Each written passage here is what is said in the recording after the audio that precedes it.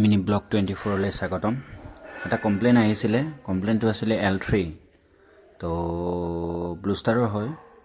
তো গ'লোঁ চালোঁ দেখিলোঁ, মই ভাবিলোঁ প্ৰথমতে চলিলে মেচিনটো, চালে মই বোলো কণ্ডেনচাৰ হিট হৈ আছে এনেকুৱা দেখাই আছে। তো তাৰপিছত মই আউটডোৰ পূৰা ছাৰ্ভিচিং কৰি মানে মেচিনটো লৈ যোৱা নাই, তথাপি মগেদি পানী মাৰি দিছিলোঁ, কপাৰৰ কইল যিহেতু পানী গুচি যাব তো সেনেকুৱা বুলি ভাবিলোঁ। কিন্তু নাই, মেচিনটো অলপ সময় চলে, ফেনখন চলে আকৌ বন্ধ হৈ যায়। তাৰপিছত কাভাৰটো খুলি যেতিয়া দেখিলোঁ L3 মানে হৈছে ফেন মটৰ প্ৰব্লেম। তো ফেনৰ স্পীডেই নাই। তো এইটো DC মটৰ হয়।